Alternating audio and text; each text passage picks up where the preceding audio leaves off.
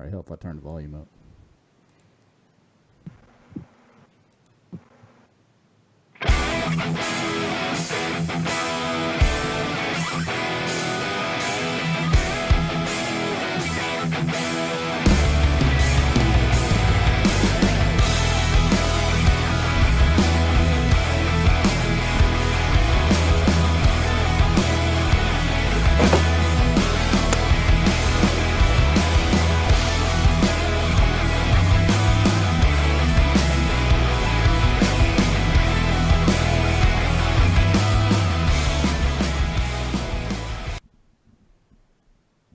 All right, what's up, everybody? Welcome to KBN Live.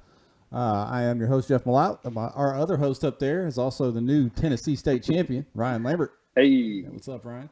We're glad to welcome on Dwain Batey for the first time. A lot of people know Dwain from fishing events around the country, but his most recent accomplishment is knocking off the Arkansas State Championship this weekend. So, Dwain, thanks for joining us, man. Thanks for having me, guys. Yeah, man. I feel honored to be in the presence of two state champs at the same time. It's like a ice cream sandwich almost. Ooh. You're the ice cream.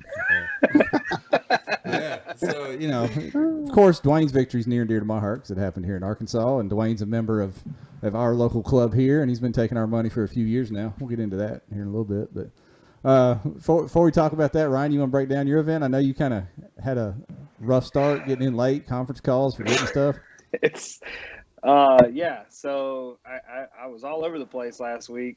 New York, Florida, whatever. I ran home Thursday, got all my stuff thrown in the truck, and went to Knoxville because we had to do board checks and get your identifiers or whatever Friday morning. So we did that, and I ran way up on the opposite end of the lake and tried to fish before I had a conference call, and then I had a presentation after that. So got out there a little late because I didn't rig anything. I had to rig everything in the parking lot. That's usually how I like to do it.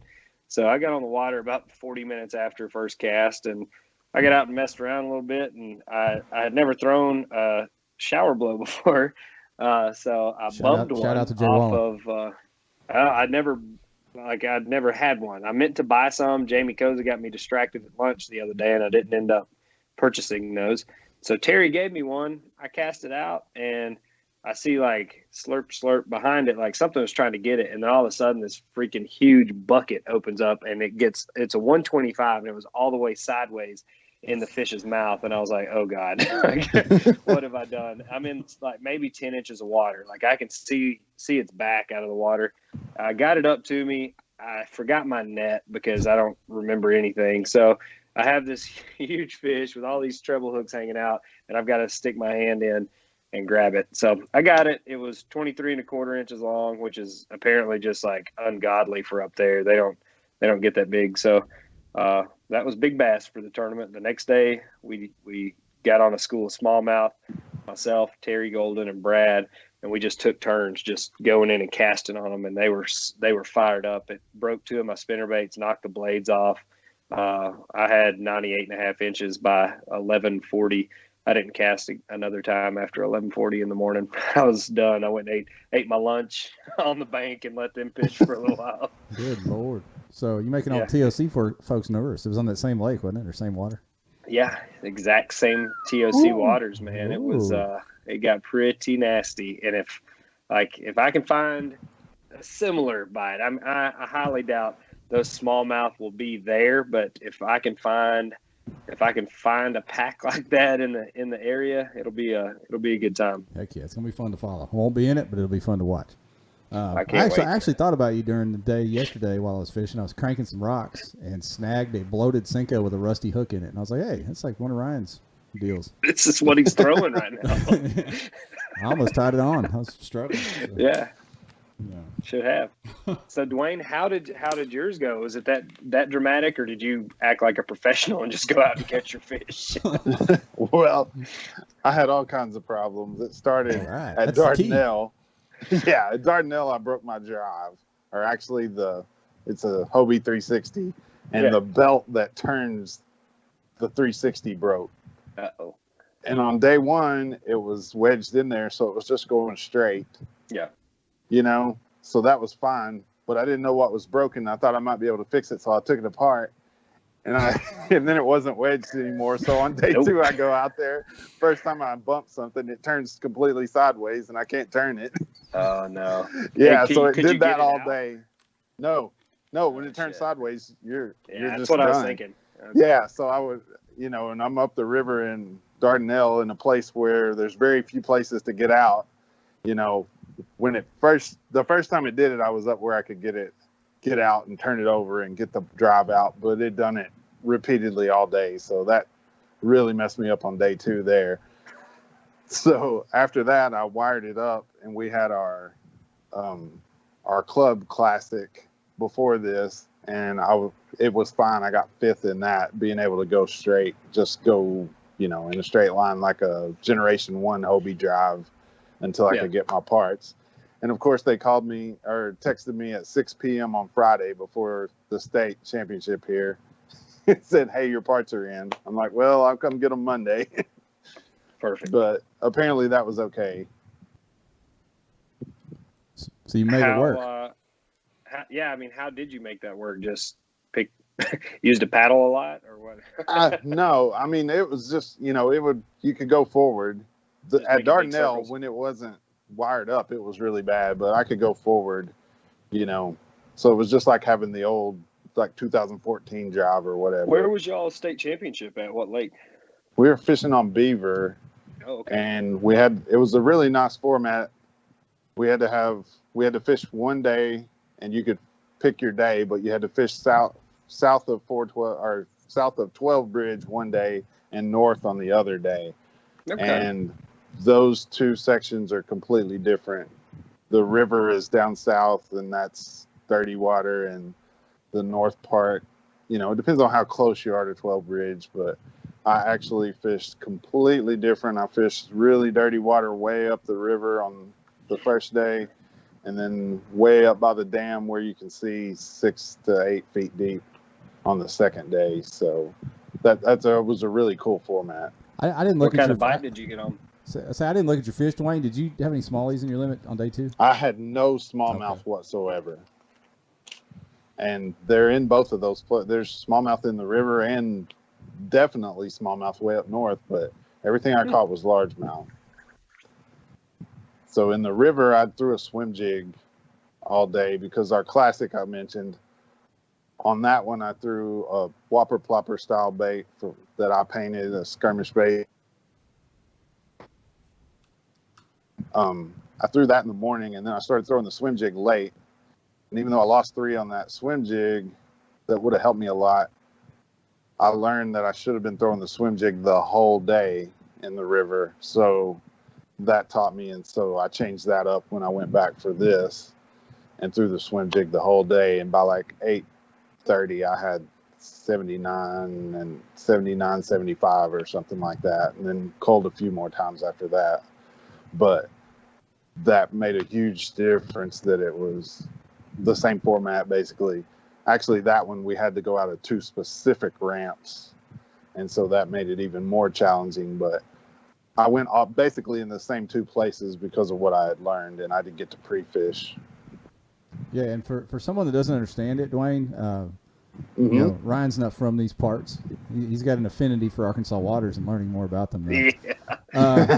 Beaver Lake's a finicky beast, isn't it? Oh yeah, I've won several tournaments there, and I still hate that lake. It is not my place. It is not my favorite lake. It's tough, man. Any means. Yeah, it really does. And I had 83.75, I think, the first day, or maybe 84.75. And that was really good for up in the river, I think. I literally, for the classic, a few weeks before, it was the first time I'd ever fished up in the river there, because we were forced to that time because of we had to go out of one of those 2 ramps. But I really liked it up there. I just never fished that part. And on day 1, I had all kinds of problems too.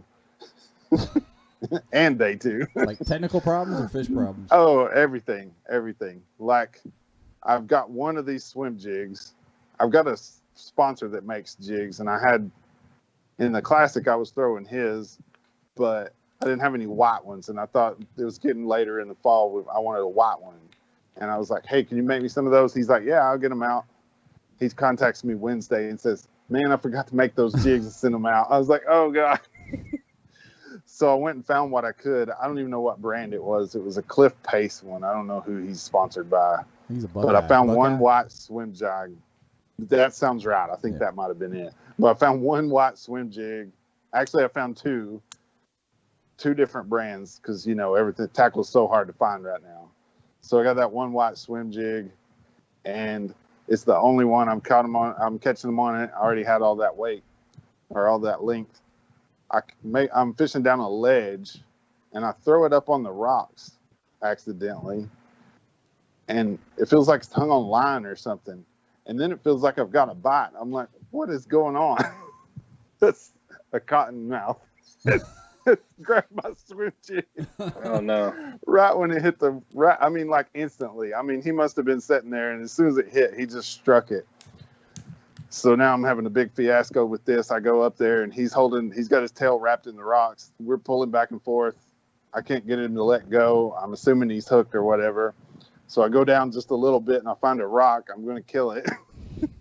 And then we come back, and I'm just about to throw the rock, and it pops out of his mouth and saved his life. So you should have pulled that Hobie drive out and thrown it at him. Yeah, no doubt. Yeah, so I had that happen. Yeah, there was just, I didn't win because of all the positive things I was doing other than being persistent. I won despite all the negative stuff that happened.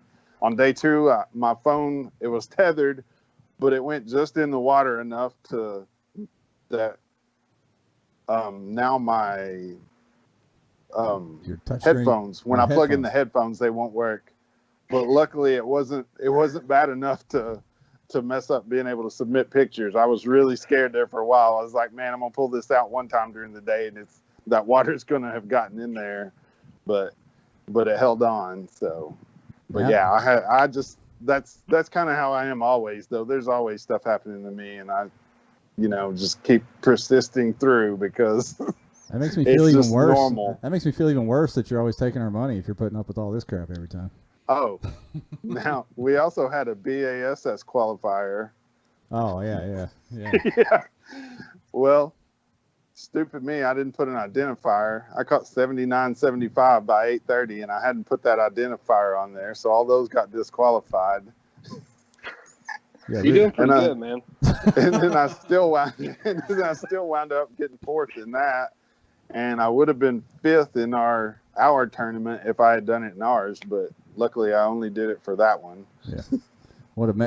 Jeremy Van, he left his identifier out the entire time for that, so he would have. That's what somebody said. He ended up 5th and been in, but he blanked in that. We ran 2 tournaments simultaneously, if you know what we're talking about. Yeah. We had I don't know, 17, 18 people did the bass qualifier. 17, I believe it was. Yeah. Mm-hmm. So, how many qualified out of that? Top 5. They send top 5 or 10%, whichever's greater. I gotcha. We sent 10 out of our state deal. Yeah. I was already in. I was just doing it to help the numbers, so it looked better. Kinsey was excited to see that. Nice. You got that roll down mojo. Sometimes you gotta have them, man. Yeah. Hey, I wanted to ask you, Dwayne. I know you've won a lot of stuff, around here. You've done good nationally. What did winning that state championship mean to you? Because that's, you've been in it a few times, and I think you even struggled in it one year down on Dardanelle. And then you had a pretty good showing last year, and then to win it this year on your home, sort of your home lake. What did that mean to you? Oh yeah, that was really awesome. That's something I didn't already have. I've got wins and angler of the year title in our club, but haven't done that in state. So it was definitely a nice honor to get that to add to everything, since it's something else that's unique as far as what we have. Yeah, just another one, but yeah, we got some stiff competition just in our club, and then you add all the hammers from our state. We really have so that means quite a bit to beat our group of people for sure. Yeah, it's tough. Yeah, the only reason I won is because Russ Snyder's fished the national championship instead of our state championship. I'm not even going to fool myself. I don't know, man. 98 inches. That'd have been hard to handle. I'm anyway. kidding. I'm Wow. kidding. That would have hurt some feelings. Anyway. Yeah. I don't care. Yeah, there was a lot. There was a lot of people messaging me. Are you going to the national championship? And I didn't think about it. You know, it was local people. I didn't think about it at the time. I was like, oh, they're wanting me to go instead of going to stay. Yeah. Well, That's that, you know, we lost Garrett Morgan, and some of the other guys went to that and said, and they didn't fish. You know, they're always a factor too. So. Yeah, I don't know. If I had been at the national championship and been eliminated, I probably would have came home and made it. Yeah. Yeah. I think I'd have That's what fished both. Scotch did, didn't it? Scotch packed up and headed back to Texas for the throwdown. I want to go see that one year just to participate and help Duke keep count on that Western Sun. Make sure I've been told, man, all you got to do is fish a tournament in Texas, and you're eligible to participate in the tournament. Okay, then. Done. So you fish one tournament, and you're in. I don't know how you get put on a team, north, south, east, west. That's what I was going to say. How do you decide which? Because I see them trash talking east, west, north, south. Like they all go back and forth. Pretty funny. Yeah, I don't know. Maybe they make bids. It's like a silent auction for the out-of-staters that come back. Who bought John Allen? No, I think. How much was John's bid? Katie Backa, will you please send us a link for how much John's bid was? Katie said in the comments, all you have to do, that's all you got to do, and you pick your team. So you get to choose a team. Oh, okay. So, all right then. So, like if we fished the Hobie at Fort, we would be able to? Yeah. Like this year. Last year, I told Duke I was wanting to come, and then I realized it was the same weekend as our state championship, you know, because you fish one in Texas, you're in. Doesn't have to be one of their club events, any event. Nice. So. Nice. I pick Scotch and Guillermo's team. There you go. I don't know what team that is. Central? South? I don't care. It doesn't matter. That's the team I'm on. I love whatever part of Texas that is.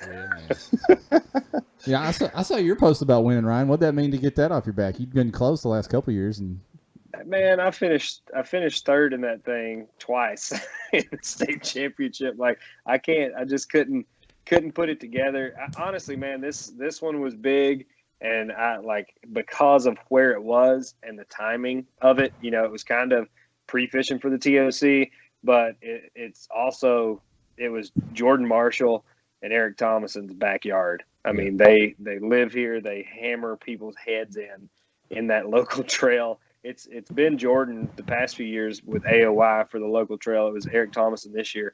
But, I mean, they're hammers on that river. And I knew, like, in my mind, it was one of them that had won it, you know, period, before it ever started. So, you know, I went up pre-fishing. I only had one day to pre-fish. I took Terry Golden with me, and we went out, and I had a pretty good day pre-fishing. I had caught like a 21.5-inch largemouth, which was, they told me that. They're like, that's huge. Like, that's a really big fish for up here. So I kind of had an idea of what I wanted to do. I think I had low 90s that day pre-fishing, and they're like, that's a stringer up here, man.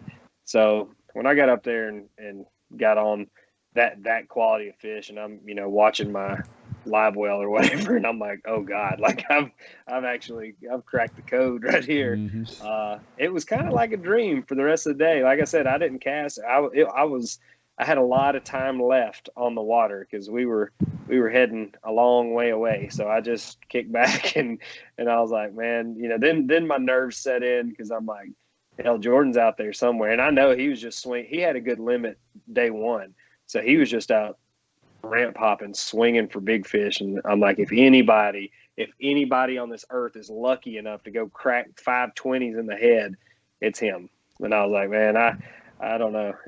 That was worth it to me. That was good. How did y'all do that? Was it 2 days, best 5 over 2, or 3 and 2, or how's that? No, it's your best 5, but so we do like a half day on Friday, like just kind of Friday afternoon, and then we do a morning Saturday, and then we have a big dinner Saturday night. We want to try to make it, you know, I like to have any tournament that I'm involved in putting together like a social function with it. So you know, everybody goes home Saturday after they fish the earlier part of the day, take showers and stuff, and then we do like a catered dinner or whatever and get everybody together to hang out. And then Sunday morning we do awards. That way everybody's still in town, but we do them at 9. So, you know, you're not having to get up too early, but you still have enough time because Tennessee's a pretty long state. So those Memphis guys, I mean, they're having to drive 6 hours, 7 hours to get to East Tennessee. So give everybody time to get back home. That's just kind of how we've done it the past couple of years. It seems to be working well. people are really enjoying the events. We had, I think, 98 people this year in the tournament. It's pretty good. So, yeah, that's awesome. I don't know. It was definitely good to get that one checked off the list. I don't know if I'll ever do it again, but Russ Snyder's won it last year, if that tells you anything about the freaking the quality of anglers. Josh Stewart was, I think Josh was second or fourth. I think he may have been fourth last year, but it's always, it was Cameron Gatlin before that. It was Craig Dye. He won it a couple years. I mean, it's you got to wake up and eat your Wheaties for that one. Yeah, it's like Dwayne was talking about Arkansas. Tennessee's, even larger population and just loaded with talent. So y'all got to work there, even for the locals. Yep, for sure. Eric Thompson said, then there's Sunday Fun Day. I don't know what that means. But Eric was kind enough to celebrate with me because I don't know why I was hungry. So naturally I wandered into like Twin Peaks and I was texting Thomason at like noon. And I was like, hey man, why don't you come meet me down here? So fast forward to 11 PM after I had sold this. You saw the meme that Andrew Dodson put up making fun of my face when I reacted to winning the Feel Free Dorado. I was like, what am I going to do with this? Like, I couldn't get it listed fast enough. And I actually sold it in the Twin Peaks parking lot at about 8:30 that night. So nice. All worked out. It's a place to eat / kayak dealership. Yeah.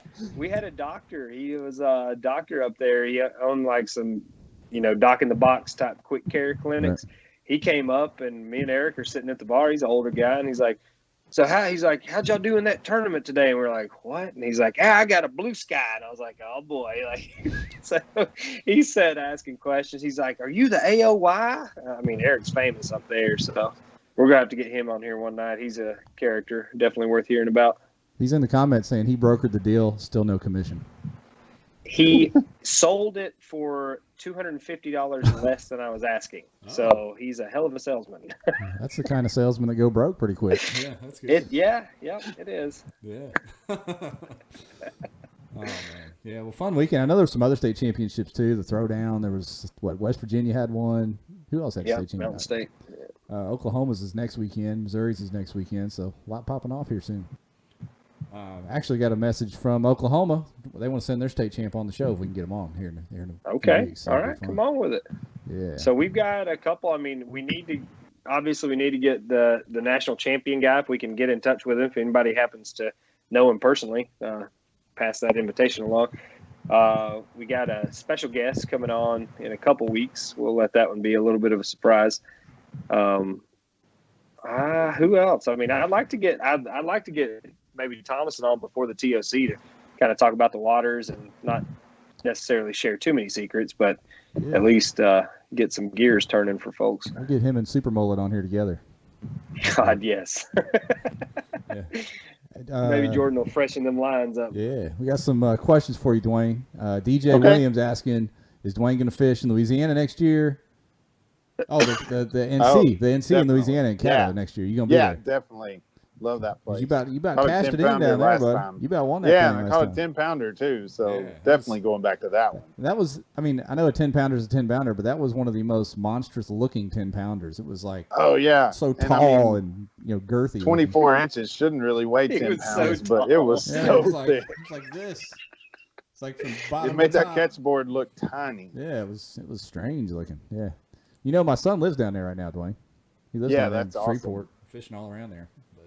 He hadn't caught a 10-pounder yet. That's a special lake, man, especially that time of year. It was springtime. It's in the fall next year, isn't it? Yeah. That spring bite, man. I want to get some people together and just go down there and spend a long weekend or something and fun fish. That I've never seen anything like that with that quality of fish. It was nuts. Hey, Dwayne, I wanted to get into some other stuff because I know a lot of people know you from winning tournaments and fishing tournaments, but you were known here when you first came in. It's like, hey, Dwayne's going to start fishing these tournaments. Y'all better watch out, this and that. How'd you even get into the kayak tournaments in our local area to begin with? I never really got that story from you, even though I've known you for a few years now. I was fishing out of like a 2-man bass boat, just to have something to go out of. and I met some people like Jason Klingman and Jason Adams. I'm not sure who all, but I kept seeing some people around, some of the local people, and got to know some of them, and they finally talked me into getting one. It was October 2015 when I got my first kayak, and I fished some online stuff through the winter, and then started fishing with I guess it was AKA then, as far as fishing live tournaments that next year. Yeah. But I've been fishing since I was tiny and used to fish bass boat tournaments and things. A lot of back of the boat stuff, but yeah, it was just a natural transition to the kayak then, in other words. Oh yeah, and the kayak is just so much more relaxing, and I mean the bass boat tournaments are nice, but there's more of a, I don't know, it just feels better. This is just more relaxed. I mean, it's competition obviously, especially, depending on what level you're fishing at, but it just has a better feel to the whole. The community. The vibe is better. Yeah, I got you. I feel you.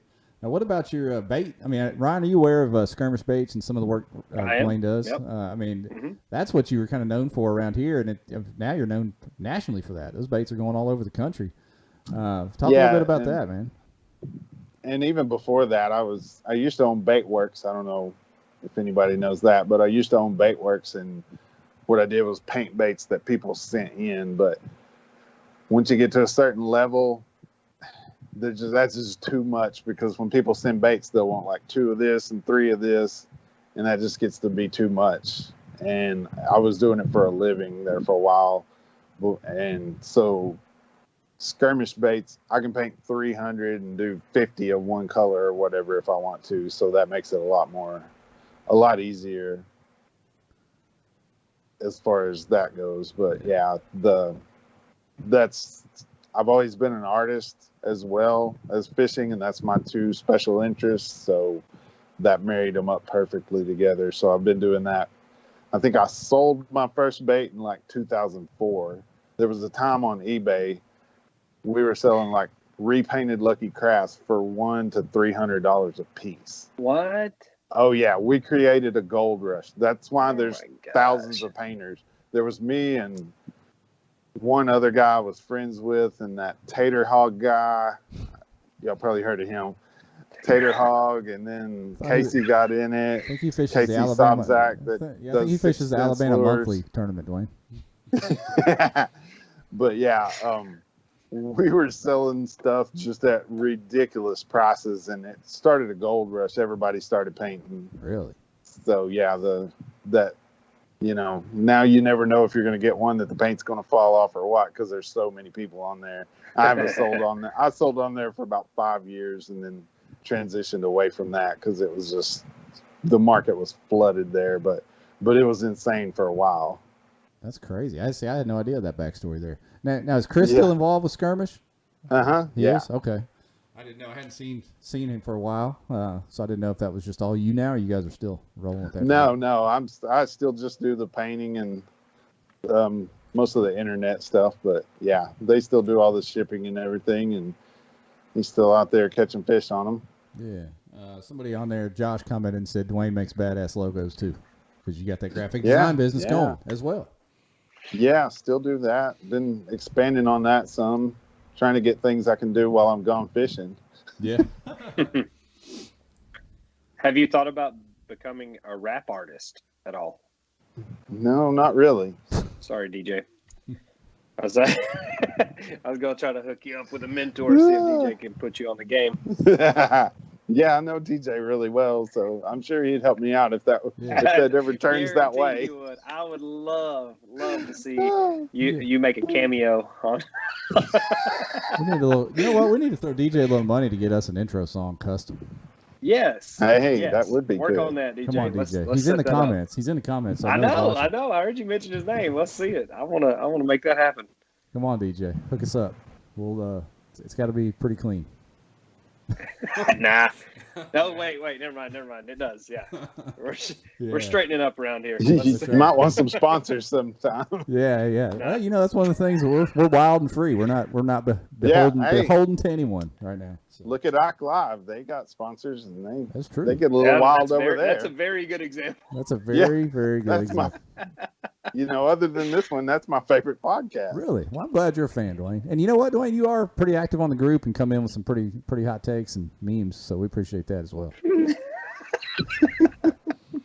Yep. Yeah. Our great memer retired, I guess. Chase is out sewing T-shirts or something, so he won't meme with us too hard anymore. Maximilian. It's Max and Marcus now. It's all on them. Good old Max. Yeah. Katie's dropping the links. She's putting your fishing page, your graphic design page. She's dropping all the stuff in there for us, as always. Awesome. So thank you, Katie. Katie's now one of the honorary role of co-host she's been on. So appreciate her doing that a couple weeks ago. That was fun. Well, Ryan, if I keep having to run, I was gonna say, if I keep having to run everywhere, then there'll be plenty of co-hosts. You're a hard-working man, Ryan. Yeah, always on the run. Tired of it, buddy. I'm tired of it. I need to start painting baits or something I can quit living out of the suitcase. Get you a government job like me, where you're off on holidays like today. I brought that up to my sales rep. I was like, you got me doing 2 presentations this afternoon. It's Columbus Day. They're like, oh, I didn't even realize that. And I was like, yeah, it's okay. Yeah. Dang. Any other questions out there from anybody watching? And let me mention something else to the folks watching. We've kind of messed around with the times here recently. We've been at 7, 8, Mondays, Wednesdays. We moved days a few times, trying to find the best time. And we put it on 7:30 tonight. We talked to the guys from Paddle and Fin. And we had an unintentional conflict with them. I didn't even realize they were going live every Monday night at the same time I moved ours to. So we traded some messages, and we're going to try to go off at 7:30 on Mondays. They're going off at 8:30. So when you're done here, make sure you jump over there and check out Paddle and Fin. And appreciate them having that combo with us to make sure that everything was smooth and on the up and up. That's another good one too. Yeah, those guys. Have you ever followed any of that, Ryan? Those guys have like an episode of a different subject, segments and stuff. Different guys doing different It's like a podcast network. They have hundreds and hundreds of episodes, so it's good windshield time when you're driving places. I like that one. And Ike Live, I'll throw up Ike Live whenever I'm driving places. That's nice too. Fun, makes you laugh. I wish they still did the after hours. Yeah. Did you all watch that far back? Yeah, I've seen a bunch of that stuff. Ryan knows them guys pretty well. I talk to them after hours too often, probably. that's the phone calls I get at 11:30 or midnight. Ryan, will you plug FFS, please? Shut up, Eric. I was going to. So I was going to ask if there were any upcoming tournaments that you guys had planned on fishing, and segue that into Fishing, which is a charity tournament. It's ran out of Knoxville. Jason McCormick runs it, does a great job, benefits Smoky Mountain Service Dogs. You can fish basically any waters in East Tennessee. I think Douglas, Tellico, Loudon, Watts Bar, Chickamauga. I mean, it's a charity tournament, but they give away, I think, first place is a Hobie Outback this year. I fished it the last couple years, actually. It was actually Jason McCormick's dad that came down and bought that feel free from me last night. So if you got the time, if you're going to be pre-fishing for the TOC or hanging out in our neck of the woods, go ahead and sign up and help, put some money toward a good cause. Nice. See, Kyle Long got in the comments. Kyle was the runner-up in the state championship, Arkansas. He asked what your schedule is going to be in 2021, Dwayne. Ooh. I don't even know what's going on yet with COVID this year. It seems like now should be like the start of the season. Usually by this time you're kind of burned out and everything. Yeah. But it seems like we should just now be starting. It feels like spring all over again. Absolutely. It's weird. And I don't know what's going to happen next year, so I really don't know what I'm going to fish until I see all the schedules. Yeah. I don't typically fish a whole series because some of them will be 15, 20 hours away. So I usually just cherry pick the ones that are within like 8 hours or something. Still pretty good drives, but like this year, if everything would have worked out the way it was supposed to be, I would have had 15 or more that I could have fished without going more than 8 hours. It's a pretty good chunk. I'm hoping they're going to drop them schedules soon, all the orgs. When do you think, Ryan? Yeah. In the next month or two, we'll start seeing stuff? I mean, wasn't it? It was Hobie dropped theirs last year at the TOC, didn't they? Yeah. Or right around that time. It was somewhere right around that time. I'd say theirs will come out pretty quick. Bass, I haven't heard. Have you heard Bass where the classic, the kayak deal is going to be yet? I don't know. Texas. I know they've been working on it. I don't know. I hadn't heard. I assume it'll be close. You know, it'll have to be one of the lakes that's right by where the classics. Yeah, Clifton Allen threw out, kind of the better options, I think, in that area. So, like this year, Logan Martin was what? How long was that? 45 minutes from Birmingham this year when they had it there. So there's plenty of lakes around that 45 minutes from the HQ there in Dallas. So oh yeah, for sure. They got a lot of options. But I don't know when they're going to announce it. It's crazy. And I hope they drop their schedule soon. I know KBF, I don't know if they're going to expand or contract or refine their schedule. I bet it drops hopefully in the next few months so people can start making plans. And local trails need to make, a lot of people, we all try to work together somewhat if we can, if people can set in stone schedules. So, the quicker they can get them out, the better we can. So the upside is AJ's joined our club on the board of directors, TBKA. So he and Steve can sit down and make our club schedule. Yeah. Hopefully deconflict as many dates as possible.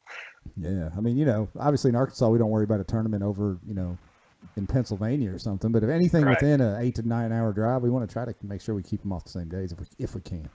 It's not always possible. Right. Any more questions out there from anybody? For Dwayne, DJ asked if you're fishing All-American. We talked to that before we came live, didn't we? Maybe. Yeah. I want to. We'll see what's going on by then, but what are the details on that one? Does anybody have any? I know it's a one-day tournament. I know something about club, like you had your club could sign up earlier in the year to qualify a certain number of people or something. It's like the old TOC. The original, basically your club can send its top. Well, it used to be top 5, but they're doing top 10 anglers to their event, and then if you aren't in that, you can go to the Friday shootout. Basically, try to get in. Okay. And they're taking the top 50% from the Friday shootout, so it's not. Oh wow. Yeah, not overly difficult. If they get as many people as it says, that's a big payout. Yeah, they're looking at like 200 people, and there's a golly, I can't remember the name of the sporting goods store that's throwing some extra money and prizes into the deal to make it even a bigger pot. So it's gonna be a pretty good payout. Where is it? Truman, is that right, Dwayne? One of those lakes in Missouri. I think that's right. Yeah, Central Missouri.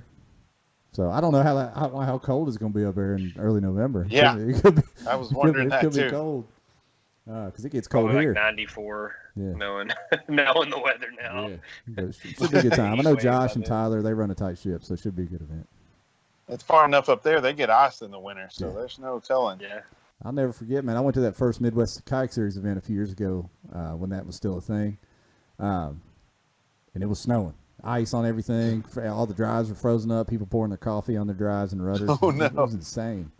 I thought, no wonder. Yeah, we had a KBF tournament at Bull Shoals, and I was wearing shorts the day before, and then we woke up that morning and it was snowing. The temperature had dropped below freezing. It was crazy. Yeah, that's right. That was the same day as that Midwest thing over in Kansas. Yeah, that came through Kansas and went down through Arkansas. That's right. Yeah, that was unexpected. That was. Yeah. Fishing was still good. I remember somebody caught him on a damn square bill in the snow. It was crazy. I think Jason did. Yeah, that's how it was won. Yeah. I wasn't doing that. It got in my head. I thought they would be doing something else. I wasn't fishing like that, even though the fish, they didn't care. Square bills and traps are hard to beat when it gets that real cold weather on Chick anyway. Hey, Katie dropped the details of the All-American. $150 entry.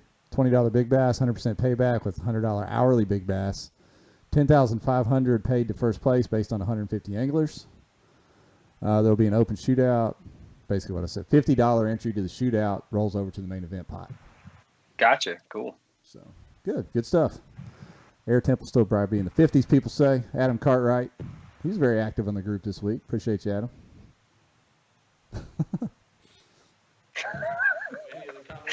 Anybody before we get out of here? Hey, do you want to talk a little bit about AJ made a post on the page? Was that yesterday? Last night. Yeah. Yesterday afternoon, something. Yeah. kind of pointing out us as a community and trying to, have a positive vibe in the community. I thought we might touch on that before we get out of here. What do you think, Ryan? Sure. Touch it.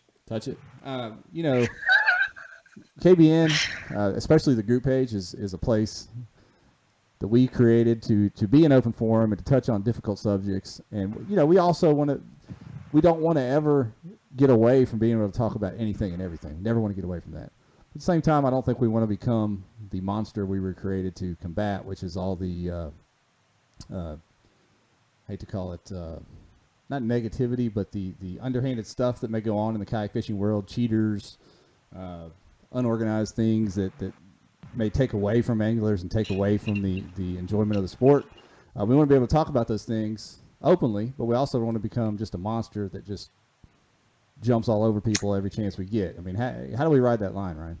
I don't know. I mean, I think that a lot of the stuff that's came out of this group, like shedding light on things that might have been kind of, stuck in the corner, kind of, that nobody wanted to acknowledge was going on and stuff.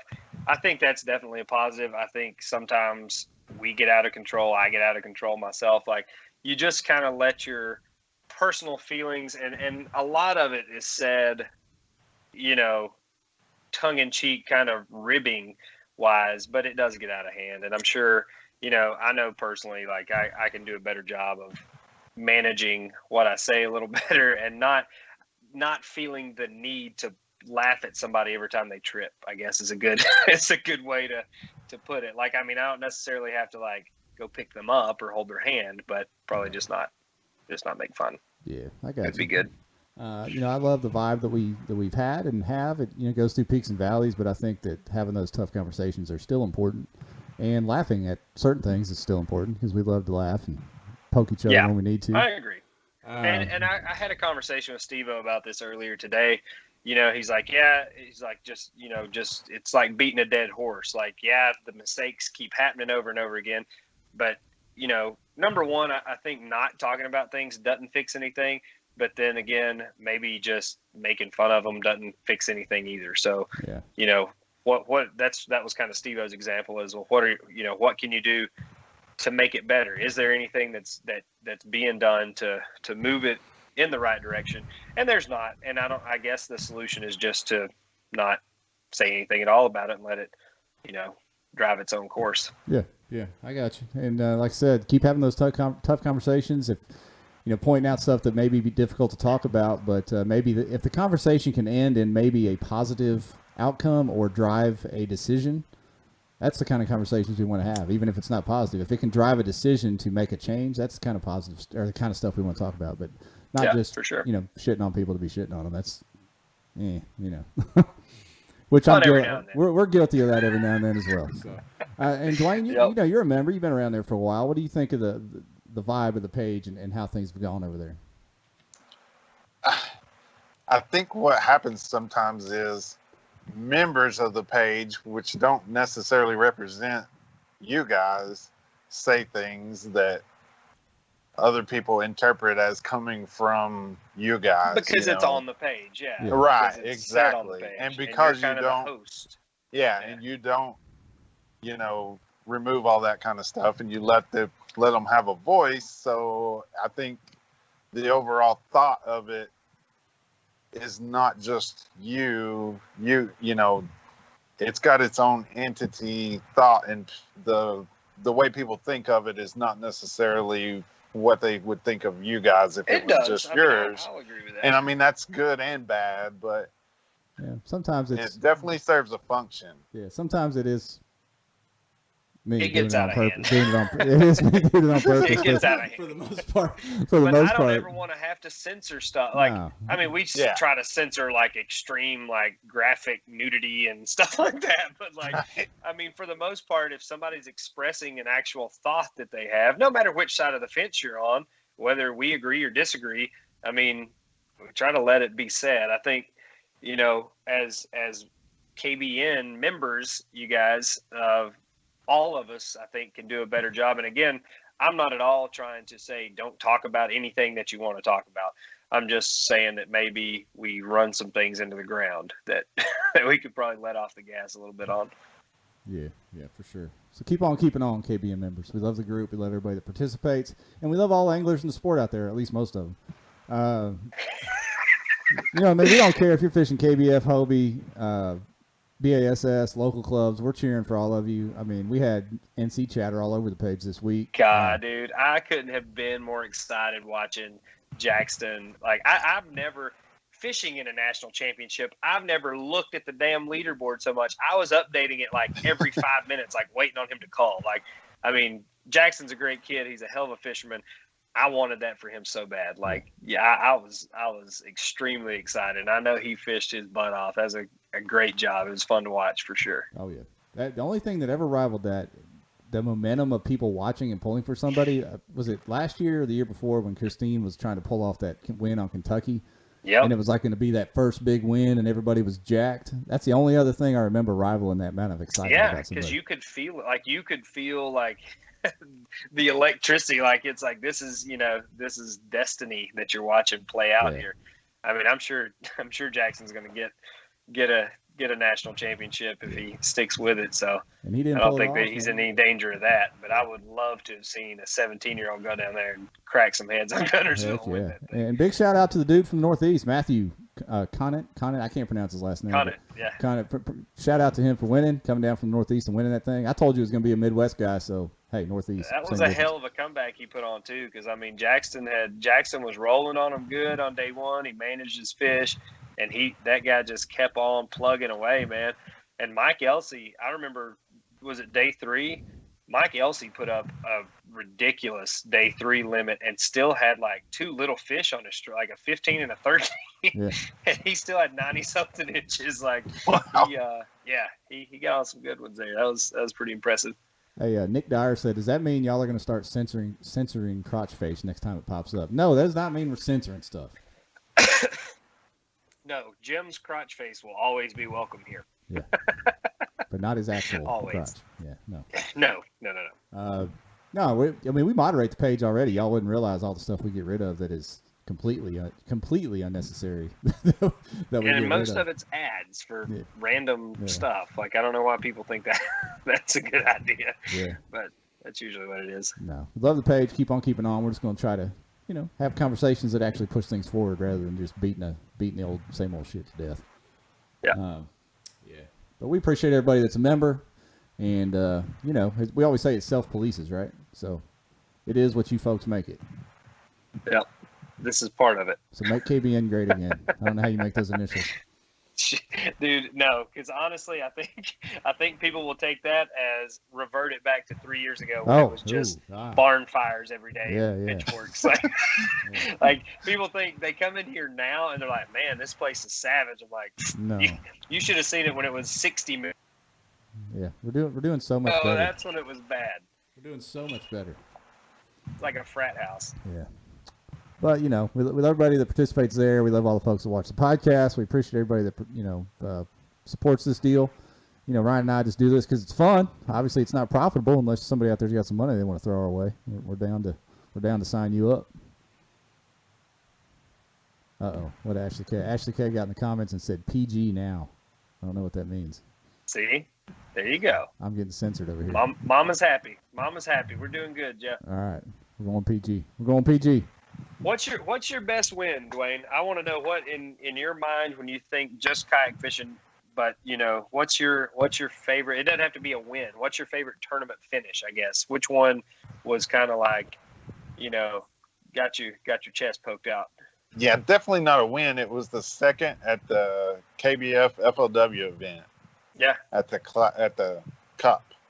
That was definitely. Is that the one? Awesome. Is that what's behind you there? Yeah, that's this one and this one. Yeah. Yep, definitely. That was a big deal. We got to go across stage, at the Cup. So yeah. It fished. I'd never been there before.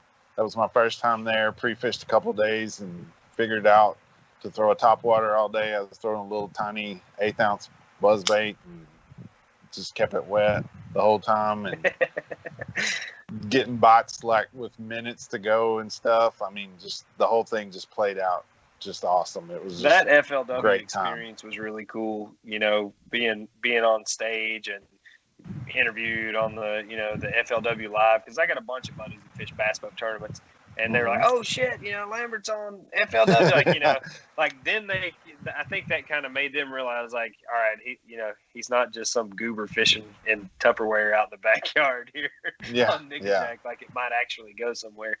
And I hope we keep seeing that kind of stuff move forward with BASS. Yeah, I'm sure that the FLW being bought by MLF killed that a lot. But you'd think that MLF, since they're into releasing the fish immediately and everything, you'd think they would really embrace kayak fishing. But I think there was some interest in it until the FLW acquisition happened, and I think that put a lot of the extra side stuff kind of on the back burner. I hope eventually they'll get back to it, because it pairs up perfectly with their mission and all that.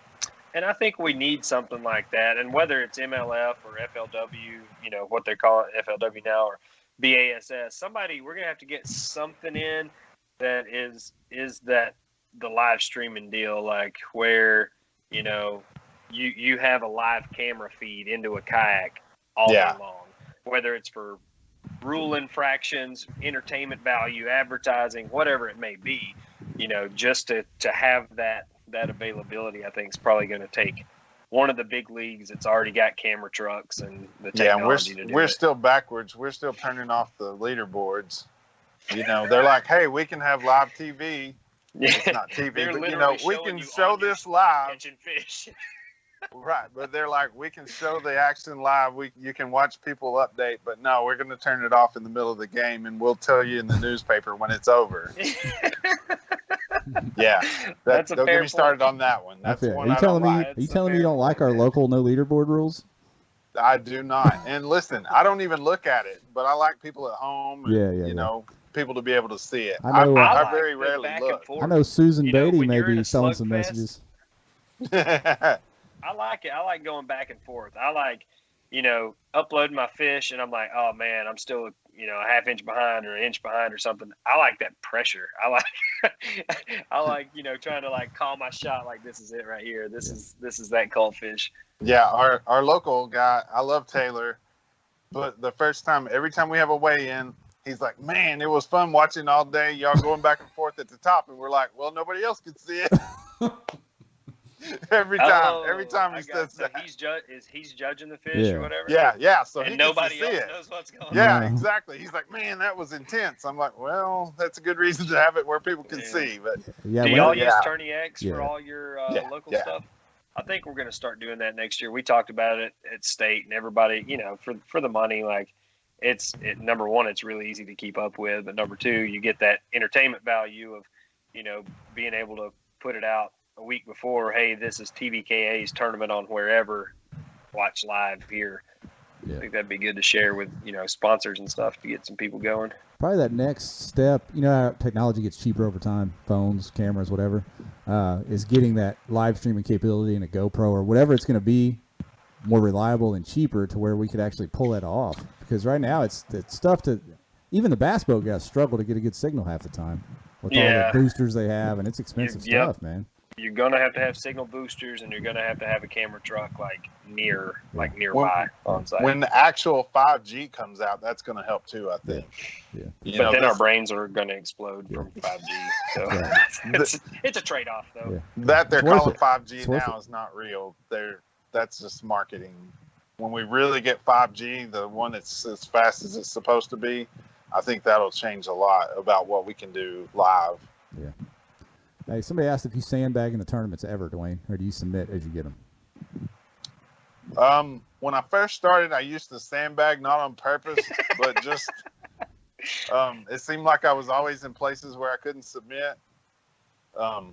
Maybe that's why I was catching fish, but I don't know. But now I usually put them in immediately because I had an issue one time where I couldn't get them in time, and so now I'm paranoid about it, so I put them in pretty quick. Paskowitz chimed in. He said, no, he just demoralizes people with an early big bag. It's worse. It's probably better to throw them out there than to wait till the end anyway, as far as intimidation factor and stuff. Yeah. I didn't submit, like when we got on that school smallmouth, I mean, it was just fast and furious. We were grabbing 18s and 19s as fast as all three of us could cast in there. So I didn't submit anything. Like I was just taking a picture and trying to get my bait back in the water as fast as I could. And I thought about it. I was like, man, I should wait till the leaderboard goes off and then submit all these fish. And immediately, like a light bulb, I was like, Matthew Scotch on Kentucky Lake. When the fish knocked the phone out of his hand, he had like 90-something inches, and I was like, I'm up here. I may flip my kayak and lose my phone. I don't want to lose being an idiot. Just to have a little punch there at the end. That happened to him on Fork too, in one of the TOCs. Did it? Same thing. That's back in the SD card days. He dropped his phone in the lake, or his camera in the lake. The whole thing. Yeah, I had one. It was just an online event, but I had a big, like a 22-incher on the board. This was in my first kayak, so it was like 16 or 15.